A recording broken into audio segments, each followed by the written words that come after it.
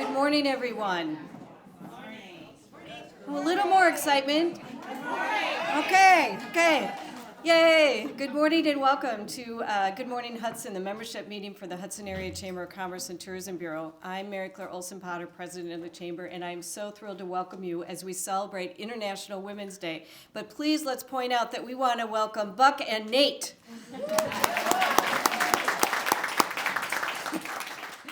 Buck said I should give half-price discounts to men to attend next year. No, I think they should pay double. Right? All right, you won't see me next year. Oh, yeah. No. And the award-winning Buck Malik, I must say, with the Marie Blakeman Award.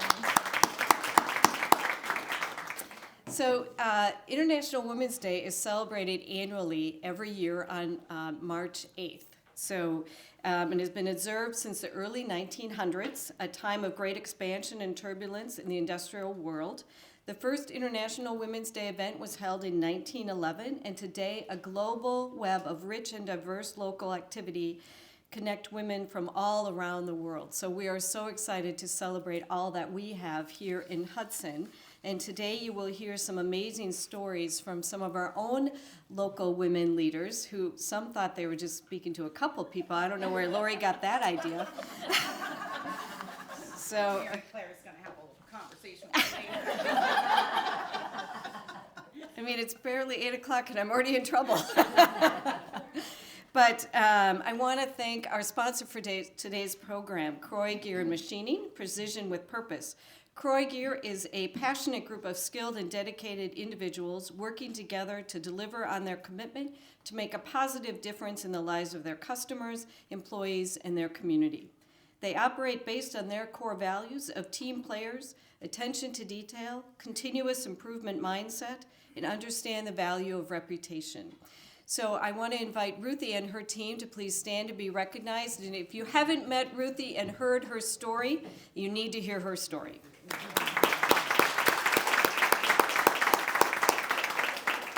Did you want to share part of your story, or did you want me to right now? Ruthie has been CEO of Croix Gear and Machining for 12 years now? 12 years. Walked into the business after sad news that her husband had passed away, was not involved in the business, and now is leading this organization and tripled sales? Yes. So a fabulous story, and thank you so much, Ruthie. She is a huge leader in our community and really is a strong supporter of the Chamber. We met each other on, I think I was on day 4. And we've been fast friends ever since, and she supports a lot of things and a huge sponsor of the Buena Vista Lights in the Park. So you too could have your opportunity to have your name and lights on that park in the signs, on the sign in the park. So let me know. Lori, I'll be calling you. All right.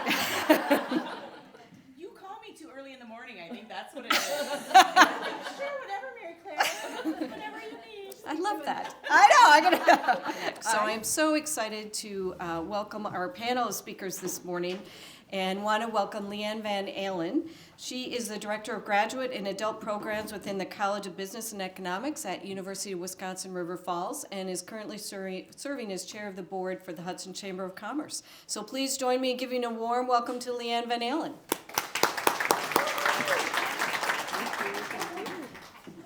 Well, it's great to see everyone, and thank you all for being here today. And again, thank you to our panelists. And thank you, Mary Claire. Every year when we do this, it's such a difficult task for the committee to come up with this great panelists because we have so many talented women within our community. But we're really, really excited to welcome our 4 speakers today. So I'm going to go ahead and introduce each of our speakers. And then we've got some prepared questions that we're going to ask of the speakers. We'll also leave time for everybody in the audience to ask questions as well. So joining us today, starting off directly to my left is Aune. She's the owner of the Bee's Knees. She opened the Bee's Knees in April of 2017. She was also the owner of La Rue Marché from 2012 to 2022. So I know many of you know Val is such a great supporter and huge force in our community. So thanks for being here. So please join me in welcoming Val.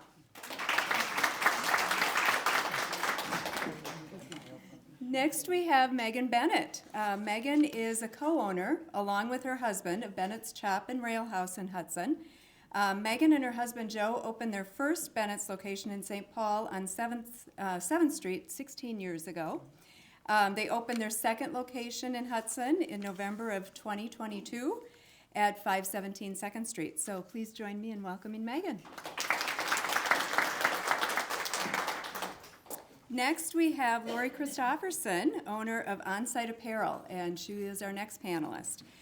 In 2006, Lori Scott Christopherson began her first business in an effort to stay home with their 3 young boys and still earn an income. She started a soccer club in Roberts, Wisconsin. The club needed a logo, needed a website, needed marketing, needed shirts, and all of that work inspired Lori to create a business called Expressive Design.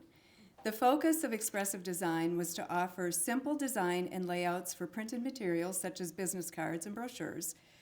Demand and product offerings expanded, and in 2015, Lori changed the name of her business to Onsite Apparel, wanting to concentrate on one portion of the business, the custom tournament apparel.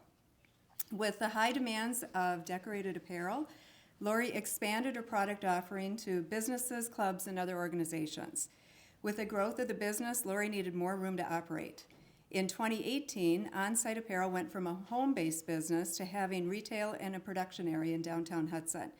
With the increase of space, once again, came an increase of services offered.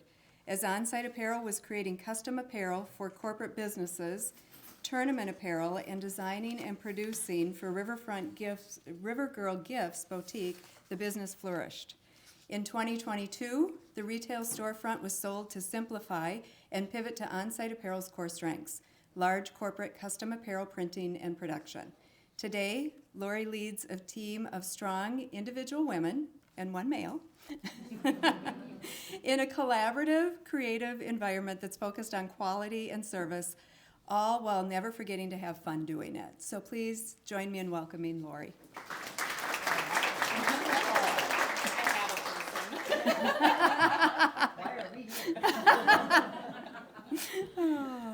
And then our final speaker is Jennifer Vieth, Executive Director of Carpenter St. Croix Valley Nature Center.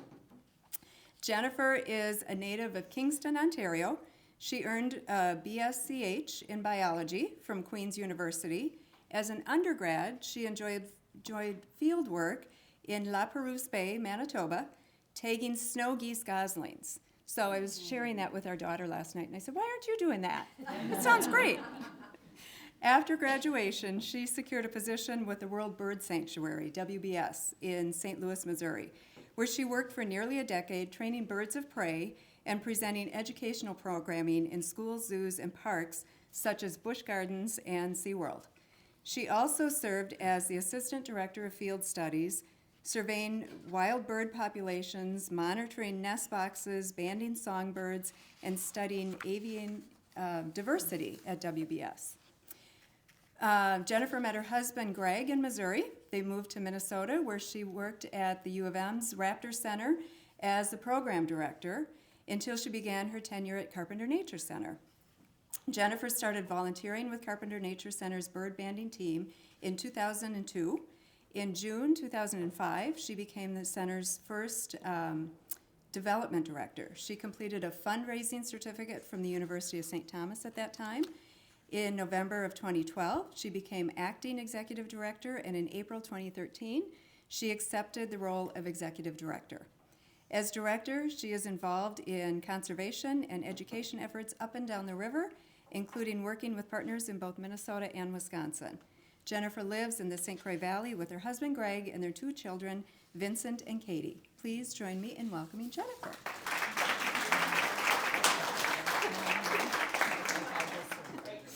All right, so again, wonderful to have all of our panelists with us, and we really, really appreciate all of you sharing your experiences.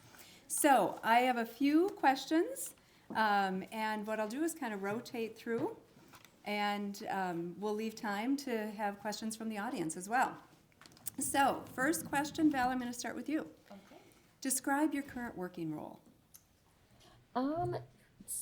So owner of the Bee's Knees, And I did own La Rue Marché for 10 years, but kind of had to throw up the white surrender flag and say this is too much. I'm not balancing life very well with a husband that was in Phoenix and a son that was in Phoenix, a daughter here, and life got busy and unbalanced. So I took it down a notch, and now I just run the Bee's Knees. And furthermore, in here, I'll be able to discuss, how and why it was simplified. It's the people, and so I get to do the fun stuff of the business. So, so that's my role. Yeah. Just the bees. Just the Bee's Knees. That's awesome. Megan, I'm going to turn to you. Same question. Oh. Please describe your current working role. Well, I'm a hard worker. My husband always teases me and says, "You're a machine," right? So from day-to-day operations to inventories, ordering, scheduling, cleaning, cooking, serving, like whatever is needed to support our staff. My husband and every customer that comes in, I do everything I do for the guests. We're a very customer-driven, guest-driven business that's very important to my husband and myself. So I do what is ever required of me on any given day, which changes daily. So literally everything. That's what I do. That's right. I do it all. Owner does. That's right. That's right. Yep. All right, Lori, we're going to let you expand on that. Okay, Talk about your, as well as the current other two, owner-operator, work directly within the business. Same as these two wonderful women, day to day. I'd been asked one day what my day looks like. It's like 6 a.m. Mary Claire knows. So 6 a.m. I'm there. A lot of times it's late at night, and it's everywhere from handling all the financials. You have to take care of all of that. A lot of growth we've had in the last few years is educating my employees.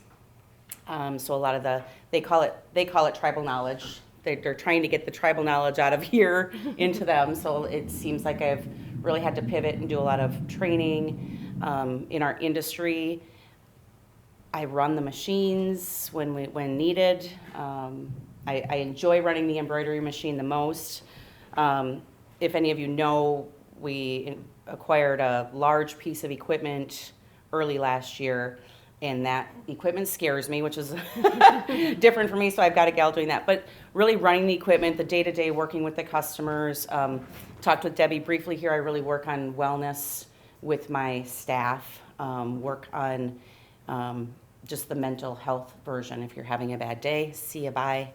And so there's just so much that goes into owning the business and running it, and then you have a little family that you have to take care of too with your staff, and then you have the wonderful community and your customers and serving that. So days go by in the blink of an eye. Very, very busy, but owner operator, I mean, it's really everything. You have to have like a psychology degree. Yeah. Yeah. You do. You literally Yeah. have to have a psychology degree Right. for staff and customers sometimes. Yep. You've Yeah. got many hats. Many hats, yes. Yes. Jennifer, same question. Sure. So on paper, executive director, so I work for a volunteer board of directors, and then I manage a tiny staff of 11, but we reach about 55,000 people, and have amazing volunteers, amazing donors, lots and lots of relationships. But I think that y'all will appreciate, when I asked my daughter, how should I answer this question? She's like, well, just say, and I'm sure it feels the same to all three of you, you run a circus, except for the circus is on fire, and you're on fire. I think we can all remember that. That's perfect. Yeah. I needed that yesterday. I had one of those days. I get it. All right, thank you. All right, Megan, I'm going to turn to you with the next question. Okay. What are the 1 to 2 events that shaped your life? I would say the first event that shaped my life would have been meeting my husband and marrying him, and being able to learn so much from him, just how he perceives business, and his ability to be confident in me, saying like, you got this, you can do this, like, go ahead. You know what I mean? Like the support and everything that Joe lent me and taught me. And then the balance of like working with your husband and living with your husband. I mean, the poor guy sits in his recliner after like an 80-hour week, and I come home and I'm like, about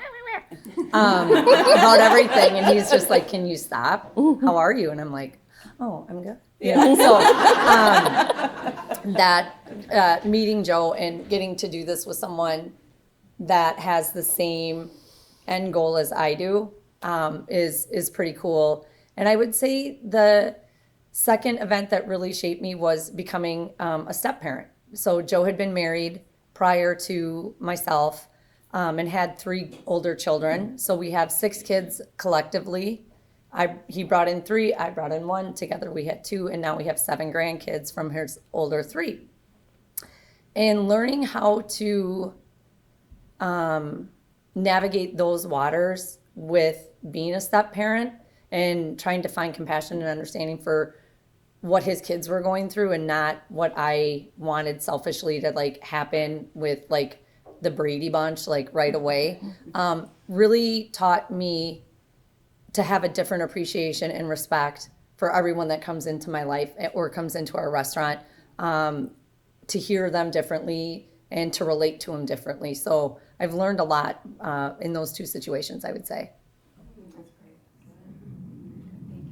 You're welcome. My turn? Your turn. Similar, I mean, to piggyback off that, and I think Val, you have a good supportive system, and I don't know, like but the husband being supportive and understanding of a long work day, week, month, year, has been huge. So for me, the first really life event was my divorce. I had to provide. I had to figure out a way to do that. Sorry, second is my loss.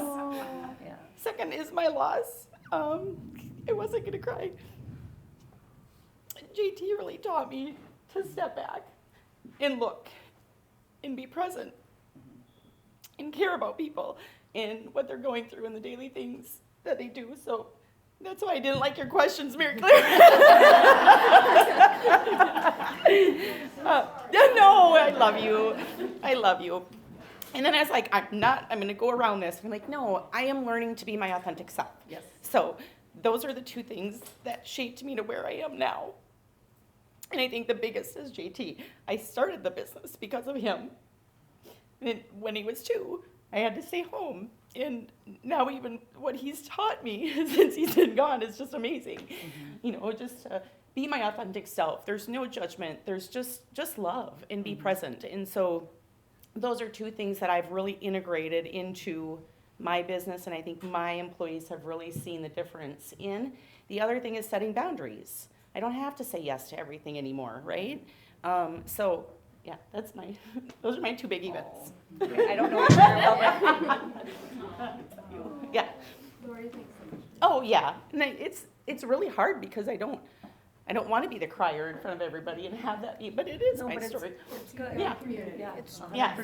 So it's just, there's always good with bad, right? And that's what I've learned through all of these things have gotten me there, but where's the good in all of it? And that's what help us be successful.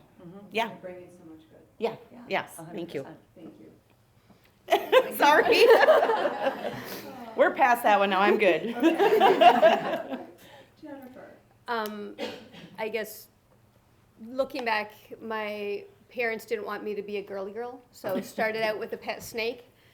So everybody is ready to leave the room now, but just sort of teaching me that just because you're a girl doesn't mean you can't do stuff. You know, like, here's how we fix the car engine. I'm not good at it, but, you know, taught that sort of stuff. So taught really early on, like, you can do whatever you set your mind to. And then a Girl Guide is what it's called in Canada. There was a chance to hike the Chilkoot Trail, and I wasn't going to apply because, you know, I never get it. And my dad kind of bullied me into it. He said, well, you're obviously not going to get it if you don't apply. And went from doing that, which was physically required you to dig deep, to then going on an international camp in Belgium with 17 and 18-year-olds from around the world, and learning about other cultures and being on your own and representing your country. And that just really formed how you look at other people.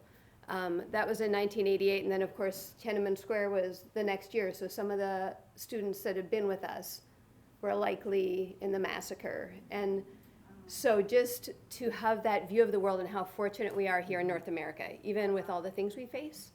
And then, yeah, it was really cool and really formative for accepting challenges later, and then also knowing you can dig deep and make it over snowy paths and all sorts of awful things like mosquitoes that are bigger than your head, I think.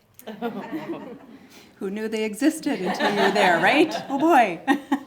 But yeah, what an impact. So thank you very much. Val, I'm going to ask you the same question. 1 to 2 events that shaped your life. Yeah, I have a couple. I grew up in a really tiny small town of like 3,000 people, and from a family that didn't have much of anything really.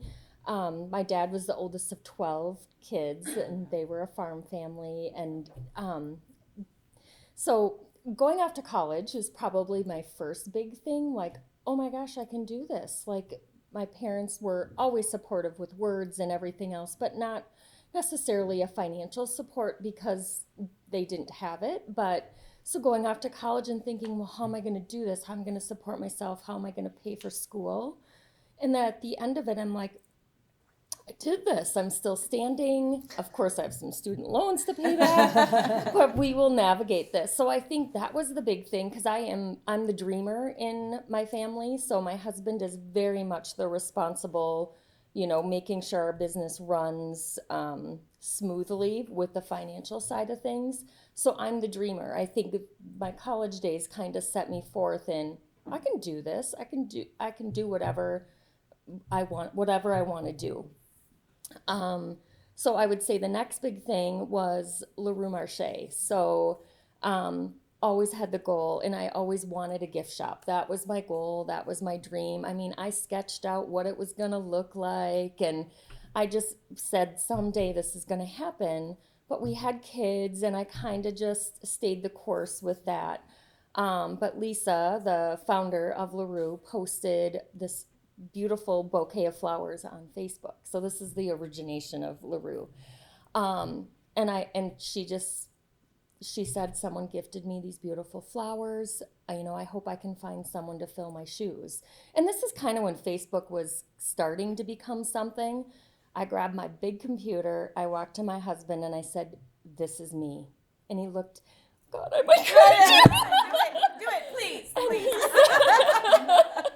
And he said, well, let's get the ball rolling. And he would normally be the guy that would take over all the financial stuff. And he goes, I need you to do it. I need you to contact her. I need you to figure this all out. And I'm like, okay, here I go.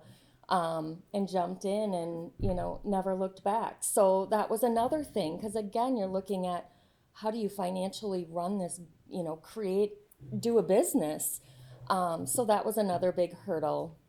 Or not a hurdle, but a big changing point. Like, oh my gosh, this is me. These flowers right here, I'm this person.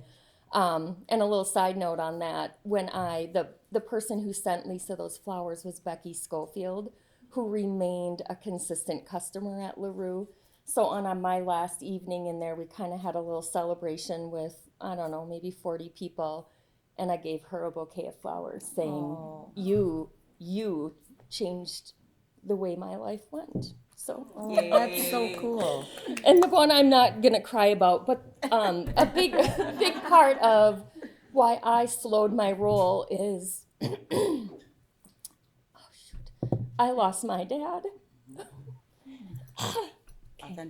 Authentic self. We lost my dad within 6 months at the age of 66. Oh, shoot.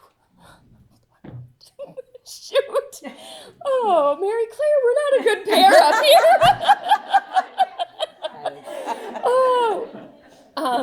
And so it was very unexpected to me. But when my dad would come and visit, because he was still in the Green Bay area and we were here, we have a house that's out in the country and has a deer, and that's his vibe. And he would sit in this particular chair in our house, and he said, Val, I think you need to slow down.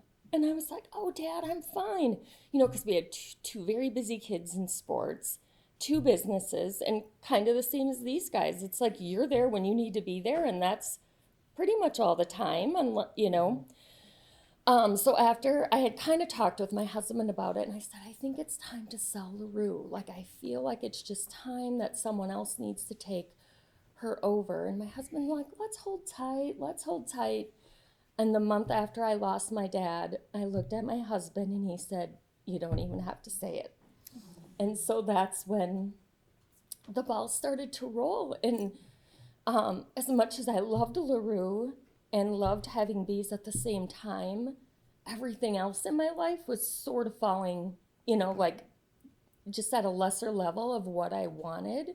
So I regained that after, you know, kind of the tough losses make you step back and go, yeah, my dad's right. Like, I'm missing the deer that are hiding out in my backyard because I didn't take the time to do it. And now every morning I go sit in that darn chair with my Bible study, and that's what I see. Even if I only have 10 minutes to do it, I do it, but I would not have done it before that. So. And so many times when you're in the thick of it, You don't notice. You don't yeah, even know you you're don't in it. real. You don't yeah, even notice, yeah, no. exactly. And it was just everything. And after I slowed down a little, I would say to my friends, "Was I really?" And they're like, "Well, we knew you would find your way out." I'm like, "Oh God." But I think even piggybacking on that, because I simplified, Yeah. you know, and piggybacking off of that, it's, you need to be able to breathe too. And we're so focused on the success of, oh, look at me. I've got multiple businesses and I'm doing well. And it's like, mentally I'm not doing well. Yeah. Right, And to recognize that, and it's hard to let go of some of those things that you've created, but you have to be able to just be and enjoy your life. right. And I think the main thread with us on that point is there's always like a significant person that will rein you back in. Like for me, it's, you know, like my daughter Cecilia, who's 14, and she's like the Tasmanian devil of everything and all over the place. And she's starting now to help us out at Bennett's and stuff like that in St. Paul, where she's busing and whatnot. And so, you know, she's like, Mom, you need to just like, I'm going to go in. You need to go home and get some sleep. Like, you look really tired. And I have these eye patches that you can put under, you know, and then she tells me all the stuff I need to do. And then she's like, just go fix your face. And I'm like, oh. She overnighted them from Amazon. She overnighted them from Amazon. You know, she's like, you just need to go home and fix your face. But there's always someone that kind of just rebalances, I think, all of us when it comes to running the business, you know. Because you don't, you get lost telling in you you're on fire. 100%, yeah. Oh, that support network is huge. It is, yeah. So that next Amazon box will be yours from her, right? It'll never be mine. Oh, She ordered an electric blanket and gave it to me for Christmas, and then goes, you know what, can I just try it out? And I've never seen it since. That's Cecilia. Okay, sorry. Go ahead. so being International Women's Day, next question, kind of keep that in mind. So how did you reach your level of success given the gender gap? And Lori, I'll turn it to you. When I read that one, I've never been the type of person that's, oh, men can do it better, or I have to work twice as hard. I feel like your success is based on what you give. And so I don't base it off of what gender I am. And that's just my own thing. I've never really felt there's a lack of equality anywhere. Again, my own experience, because I get up every morning, I work my butt off, and I have what I have because of how hard I've worked. So that one, I don't feel a gender gap with myself. It's what I do. I kind of stay in my own lane, and I don't victimize myself as a female business owner being successful. So that's kind of my 2 cents on that one. Yeah, I like that. Yeah. I kind of share exactly what you said. You know, I thank our moms and our moms for fighting hard so that we can try to maintain a family and a career, which is a challenge all in itself to survive both. But other than a few folks that would rather listen to my maintenance foreman tell them things than me tell them the exact same thing, like, I don't encounter that much, and I feel like it's our responsibility to then mentor other females trying to step into, you know, even a middle manager or leadership role, so they can gain confidence, because really it's like there's a sisterhood out there that is so supportive, and a lot of men leaders and peers that are just incredibly supportive. So I haven't luckily encountered that. I am also with them as well, especially in our profession with retail. I feel like it's women driven actually, and going off to markets in the clothing industry, you'll see a lot of female, but once you get over to shoes, that's where you're still seeing it being very much more men driven, which is interesting. But those reps too, like the women reps, they're like, we're breaking our way in here. So it's interesting to see that change a little. But I also agree. I just think in general, like I feel like it's changing. My daughter is going for architecture, and we were just at Iowa State and chatting with some of the professors down there. And he just said he sees the table kind of turning with that too. It's starting to even out with men versus women's architecture students. So I'm kind of same thing with Lori. It's like set your sights on that if you're willing to. We can learn anything, right? So I just feel like I don't see it either. So yeah, yep. I would say for myself, early on in my career, I definitely victimized myself, saying like, oh, I can't do this because, you know, I'm not a guy. I can't be the bar manager. I can't do this, but I can like work for the bar manager. You know what I mean? Like I think I really victimized myself, and through some growth, development, maturity, once I took myself out of being the victim, and it came when I was working at Timber Lodge, and I had a GM who was like, pardon my language, but she was like a boss bitch, right? Like, and she was a GM, and she was moving up to be the director of operations, and she was just like, no, she called me in on a day off and is like, is this how I told you to set the restaurant? And I was like, I thought so. And she's like, nope. So bringing me in and going, like, the details matter, right? Like, everything you do matters. And it's not, and she was very specific, and she's like, it's not because we're women, right, that I'm like this. She's like, because the details matter. No matter what you do, the details matter. So once I changed my perception of how I viewed myself in the industry, then the doors really just opened up. And I don't think about it anymore. And when I hear it, I kind of dismiss it because I've been on both sides of it. You know, I've been where I've victimized myself and then kind of pulled myself through that on the backs of other women who didn't victimize themselves and don't believe that that's something that should affect anything, you know, like of what you want to accomplish for yourself. And I don't ever speak about it in front of or around my daughter or give that much attention, oxygen, because I don't ever want her to be in a position where she victimizes herself in anything like that. I want it to be just like, oh, I'm going to work. And it's not like, oh, John's getting paid more. You know, well, maybe you got to work like John. Mm-hmm. Like maybe that's the difference. Yeah. You know what I mean? So I think changing the way we view the gender gap is important and is significant for yourself and those around you. Well, and I think historically we are lucky to live in the day that we live in too. Mm-hmm. I mean, clearly it was a thing, a bigger thing. Clearly, and so being grateful that it isn't as much of a thing, and we do have. We can change We've had people that have paved that path. Being a women owner that struggled a lot more is great, but not giving attention to it, I think, is huge, and changing your perspective of it doesn't hurt. Yes, you know, it helps pay. It gives you the opportunity to pave the way for the girls behind us differently than the women ahead of us, right? Like, that's how I see it. Yeah. And I think, you know, Jennifer, not to call you out, but you talk about your story and some of those things that influenced you and how your parents encouraged you to take advantage of things that maybe other girls weren't. 100%. You know, it's the support like that that really makes a difference and molds all of us, and we help mold the next generation. Yeah.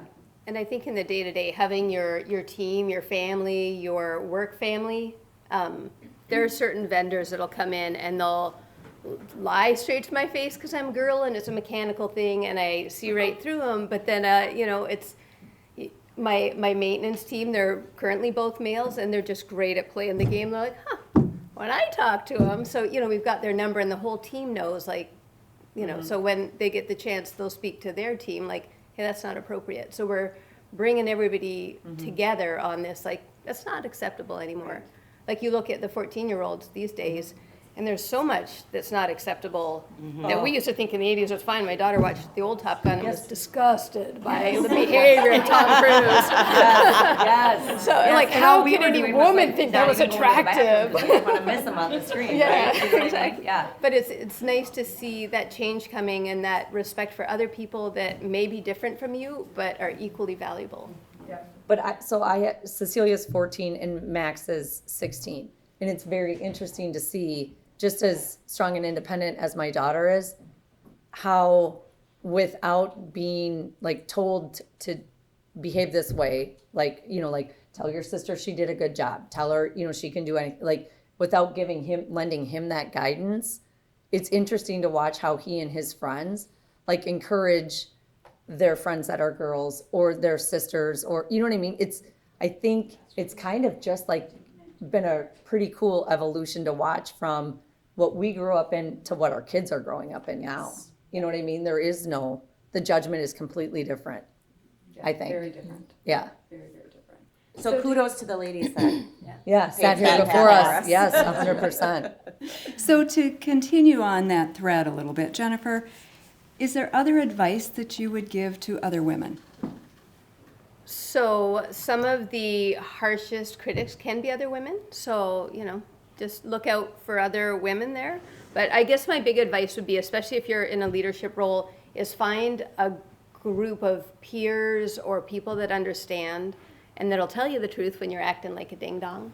But also that you can share with, you know, whether it's a group of executive directors if you're in that circle, a group of environmental leaders, a group of business leaders, because it's a tough world and you can't do it on your own. And you do need males, females, family, non-family a lot of times, because you don't want to bring those stresses home, that you can just spend time with, unwind, and share your concerns, and then get an honest feedback from. That would be mine. Wonderful. Yeah. Mine's kind of the same. It's the people. Find your people and love them big. So I feel like at Bees and at LaRue, we have a tribe of women, and we've all kind of really stuck together, which helps me, you know, be able to walk away from the shop a little bit. But for me, it's finding their strengths, right? Because we're not all good at the same things. So, you know, I'll often joke like our master this is Rachel, and you know, I give lots of kudos, and most of the time I'm in the shop saying they probably want to fire me because I'm not doing the way they, you know, have successfully helped run things. So I'm a big loving them big, so we celebrate a lot. My husband, who is, you know, the CFO, wants to cut back on, you know, things when necessary, but he has totally laid his hands off of. We, you know, retreat together. We do things. So we invest in our girls because we appreciate them. They give so much back to us. So I would say finding your people, and even like in our retail, you know, it's so nice that, you know, we have these meetings every month, but it's even that person. Like I call Kay at Grand Fet, we probably chat, you know, every week for sure, just bouncing things off of each other. And I appreciate that. And I feel like honesty, right? Mm-hmm. She's always going to shoot it back to me. Like, Kay will, yeah. You know, yeah, she will. She's awesome. She's amazing, and incredible. she's got so much experience that, and even now, like I feel like I shoot it back to her, like, no way. So I think it's just that, and even like my husband, like as much as I want to like kind of being part of the business part, he does have a full-time job, but also has a full-time job managing our finances, and I've had to learn a lot from him, and it's very hard sometimes to say that he was right about something, but it's, I had to break that down, right? But it is finding your people you trust and love them big, and that's my thing. So, yeah. Yep. Thank you. Megan? I would say a phrase that my mom used to say to me all the time growing up is, in anything in life, choose wisely, treat kindly. And I think from choosing to go into business for yourself or with someone else, make that the smart choice, and then treat yourself kindly throughout the process of the business. I would say when it comes to your staff, choose wisely, treat kindly, because choosing people that believe in you, rely on you, depend on you, support you, are invested in your business in a different way. And you can learn a lot from people that you treat kindly after you've chosen wisely. So I would say, for me, I try to remember that motto every day in everything I do. That's great. A lot of the same with these guys. I wrote a couple things down. I'm a huge meme person, so memes. But I've learned some of the things that I've done over the last 3 years is like a human design. So I've gone out and how was I born? Like, how was I physically born? And the part of the human design is words are harder for me. I have this thing missing in here, human design stuff. But so I'm a huge meme person. So I was like, which are my favorite ones today? A couple of things that I would say is be willing to pivot. You know, Val pivoted. I pivoted. It's not failure. Be willing to pivot and do. I mean, I'm sure Ruthie had to pivot, right? Come in and take over, and I have to pivot. So that was kind of one of the big things that came to me of what I wanted to tell everyone. Be willing to pivot. It's okay. It's okay. One that was big, Val and I kind of had this, same, find your tribe. Build a tribe of people who are genuine, safe energetically, who are mature spiritually, who hold space and not animosity, who hold compassion and not judgment, who grow through life with you and genuinely wish you well. Find your tribe, and just set boundaries of those who aren't your tribe, right, and who aren't there. I got mine there. Rest, restart, refocus as many times as you need. Just don't quit. So those are kind of some of my, that fit. Like, you have to rest, and then if you have to restart, and if you have to refocus, do it. And it goes along with that pivot. So those are kind of some of my, what I tell. I had a young gal just come in last week. She wanted stickers for this spray oil she's making, and it was kind of crazy. Erin, you know, in the branding industry, she came and everything was kind of different, and we're like, okay, and I took her in. She didn't have any money. I kind of took her in. I said, here's where you need to go and start. But it was a young gal, 2 young gals starting a business. I'm like, here, let's get you here and then grow. And those are the things that I enjoy doing, bring me joy in our business, is to help younger women who are wanting to be entrepreneurs as well. What an impact on them. Yeah, it's great.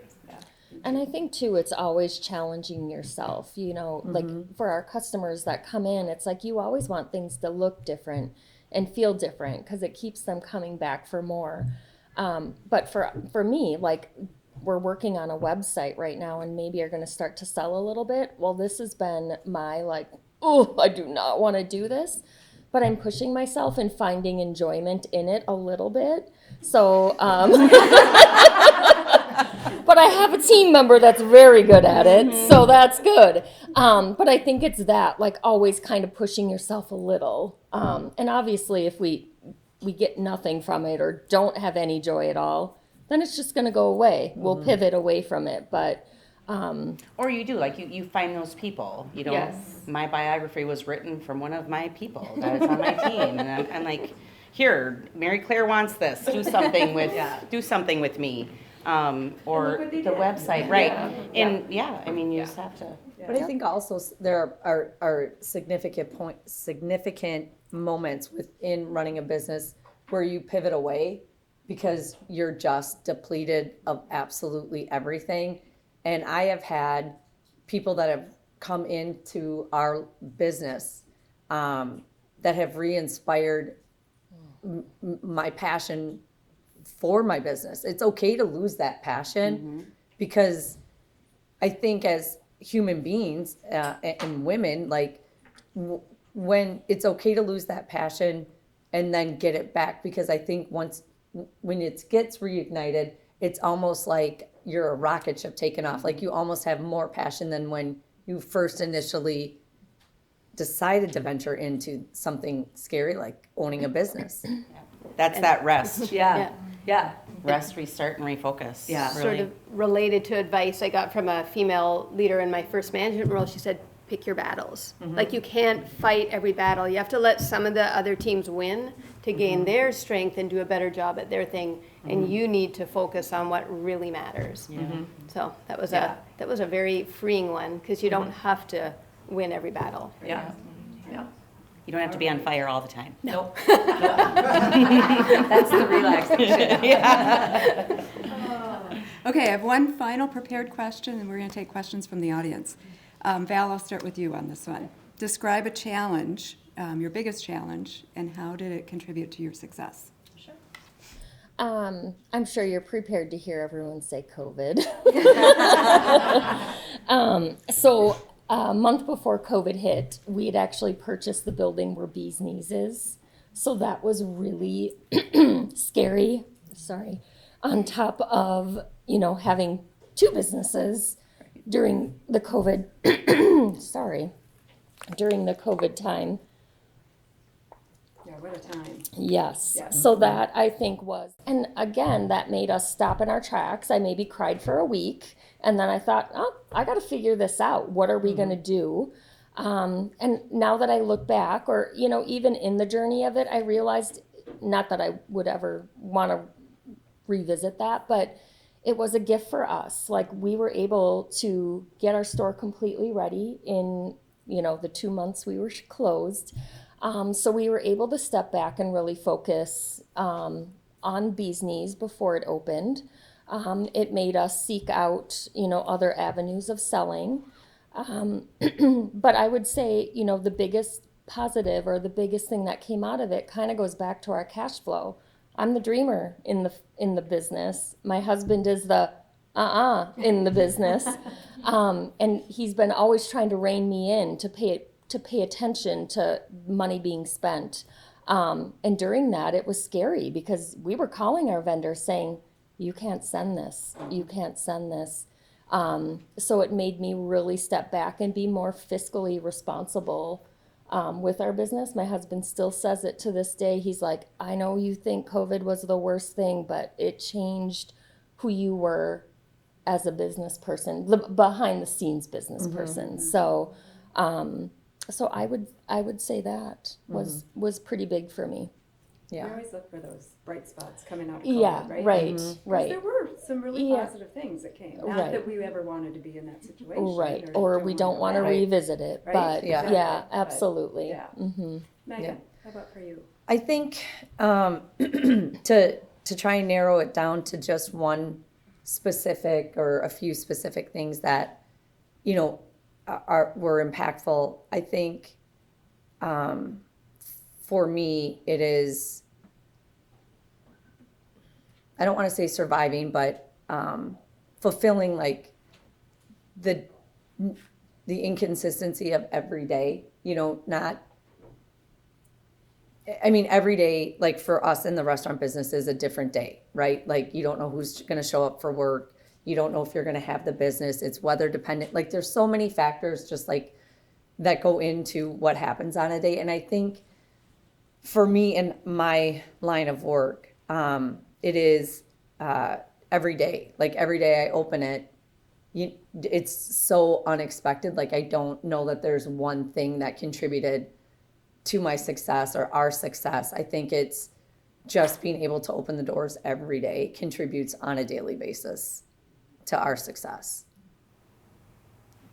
All right, When I read that, I was like, there's really nothing that is like, bam, Again, there's daily challenges, but like the way we were raised, again, pick your battles, pick yourself up. I don't feel like there's any one thing that really contributed to the overall success. I think the biggest thing for me, now that I'm saying it, is the scarcity from moving from a home-based business to a brick and mortar was challenging and scary. I have to pay rent. What? But once I moved out of my home, that's when you saw the growth in the business. Over the last 4 years, that's when people were like, oh. And then it's funny to this day, people are like, remember when I was picking orders up from your garage? It's, and then they come into our facility now and we have 6,000 square feet and the equipment that I've acquired. And so the biggest challenge was making that step, I think. But there's nothing that's really hitting hard. Okay. Yeah. Yeah, more advice from senior female mentors. Just when you're going to do something scary like this is figure out what fills your bucket. Because so much of what we do every day drains you put every ounce of yourself into it, and you have to make time for those things that fill your bucket. Whether that's still managing face-to-face my bird banding team, which is like a family. I have all these extra grandparents and aunts and uncles with my bird banding volunteers. But that piece is finding out what fills your bucket and make time for it. But then also, great speaker at St. Paul Chamber talking about how COVID was a huge change. We all had to figure out how to survive, and we have, more change facing us. We've had change forever in our history. And the message was like, be resilient and figure out how to lean into change, because we can't shy away from it and just stop. We can't just hide. You have to figure out how to manage through change and good things do come out of it, even if it's really painful throughout the change. Absolutely. Yeah. Well, wonderful advice from all of you. So thank you. So I want to open it up for questions from our audience.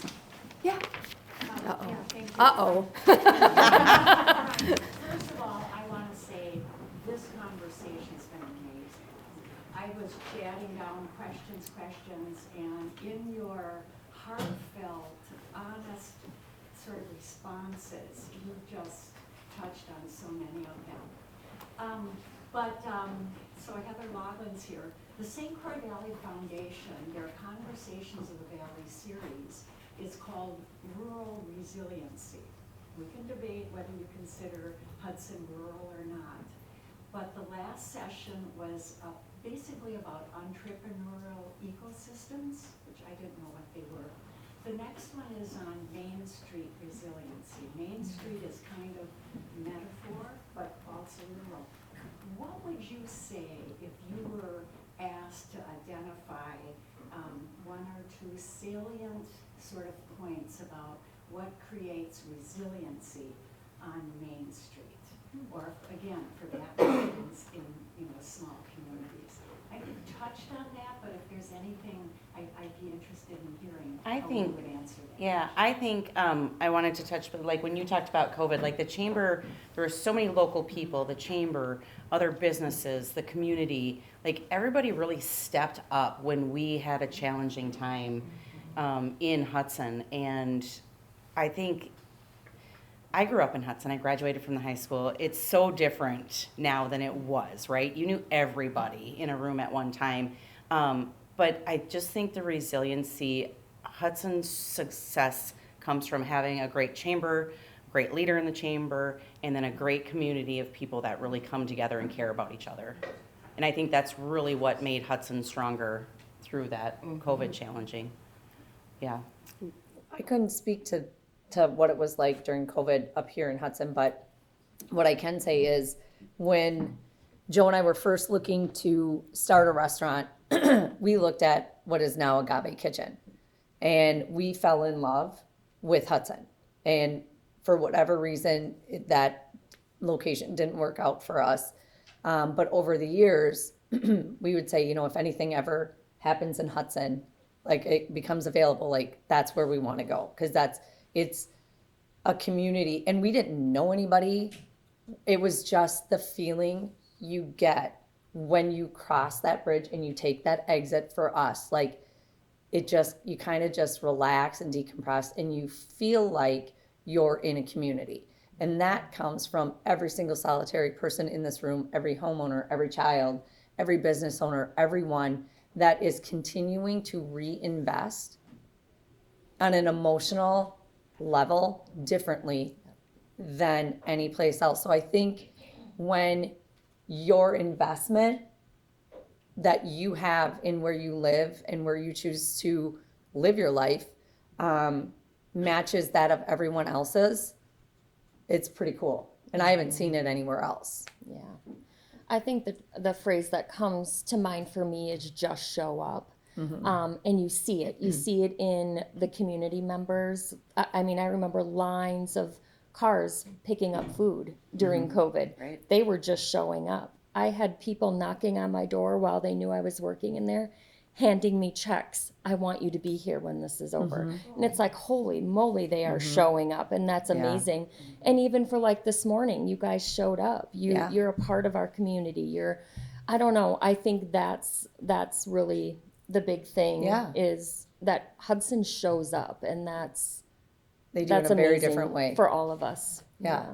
I mean, look at what the chamber does with the lighting, you know, and the Christmas and the Santa and all of the traditions and history that you guys continue to do day in and day out, year after year, that bring you all together. There isn't, it's not, you know what I mean? Truly, it is. Like, kudos to you, because to be able to impact a community like that, the time, the effort, the hard work that you guys do to bring everybody out as a community, and everybody participates and everybody gets excited about it, is so cool. Like, it really is. Up and down the valley, there doesn't seem to be silos. So I see the different chambers reaching out to each other, especially during COVID, the politicians reaching out to the chambers, messaging being shared, and then different entities, different peers reaching out to their friends, you know, looking out for each other, noticing someone struggling or a new business opening up, sharing the word, getting people out there to support them. So it really is that collaborative community up and down the river. We have amazing philanthropic institutions that make our quality of life in the valley so good. So makes Main Street way more resilient, I think. Any other questions? Buck? I do have one. It seems to me that a recurrent problem for the Hudson community is retaining or attracting back our children and our grandchildren. You know, given that they may go away for some educational or military or something, we'd like to get them back, I think. And for those who aren't going on those adventures, we'd like them to stay here.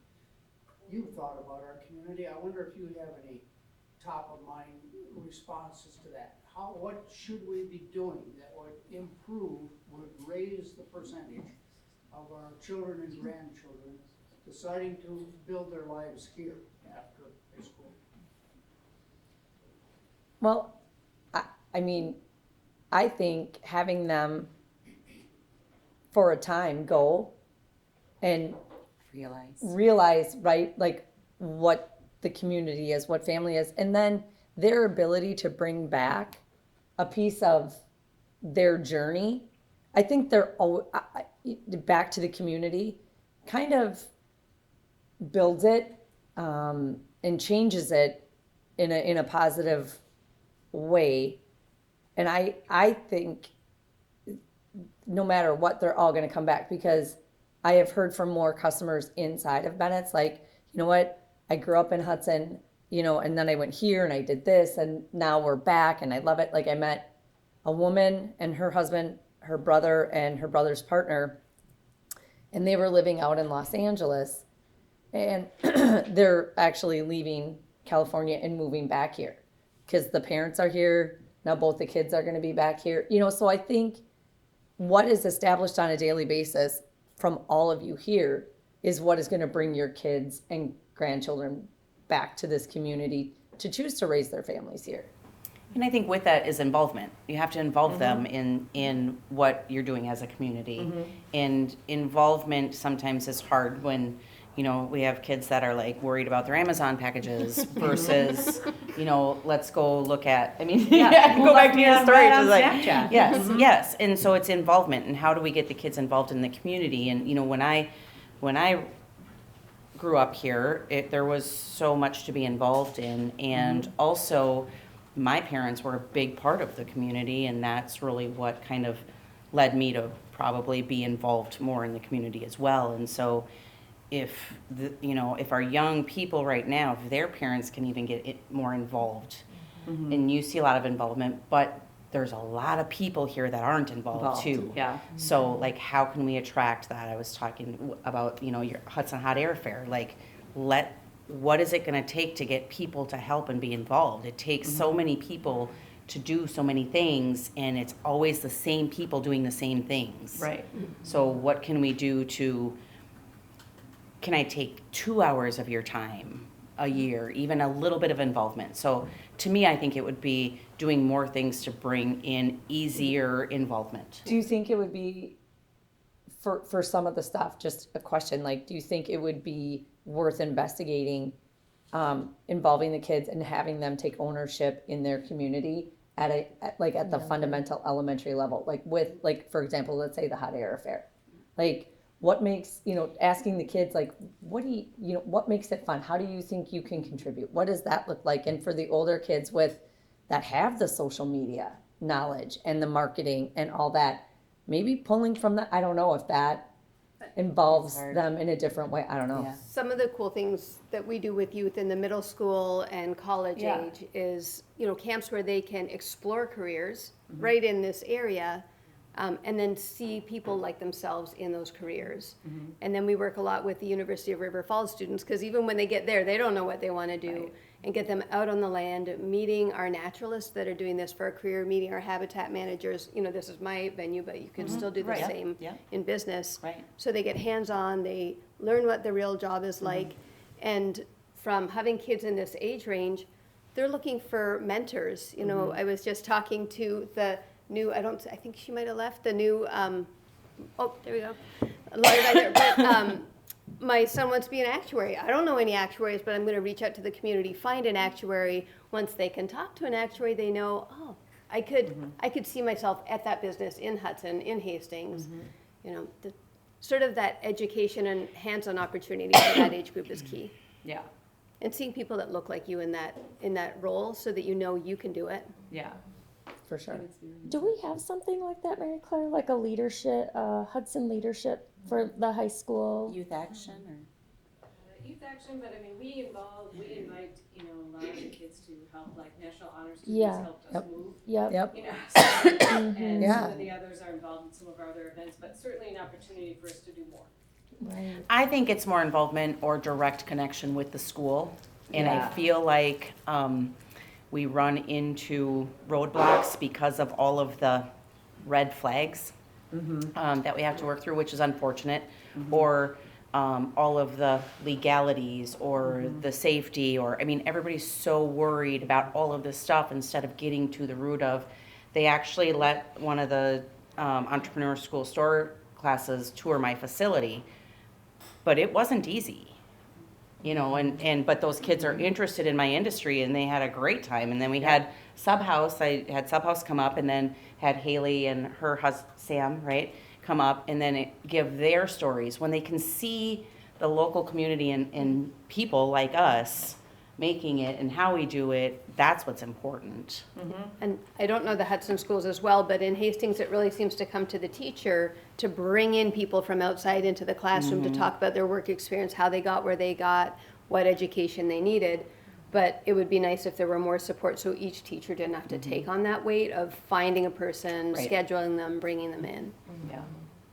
All right. Well, great questions. I know we're right on time here, a few minutes over. So we could continue this conversation all day. I want to thank all of our panelists. Thank you. Amazing job. Thank Yeah, you can't leave yet, Lori. No, but seriously, thank you. Thank you so much. I do tear up because you shared your authentic selves today. Yeah. And that's what people want. So thank you. And thank you, Leanne. Great job today. So just another thank you to Ruthie and her team for sponsoring today, St. Croix Baking for the food, Dunn Brothers for the coffee, Lauren for all her help coordinating. We are a small but mighty team at the Chamber, and so really appreciate that. So anyway, yay! So we do, Before I forget, though, I'd be remiss if I didn't remind you about Lucky Clover. So pick up a card at one of the friendly businesses that is offering Lucky Clover, and you can support the businesses locally by spending $10 each, and then your name goes into a drawing for some great prizes at the end of the month. So thank you all for joining us today. For our friends and guests, thank you, Melissa, for joining us today. For all of our friends and guests who joined us, for our fabulous panel, for all you do for the community and will continue to do moving forward, and for all that you do to make Hudson such a great place to live, work, visit, and do business. Have a great day. Thank you.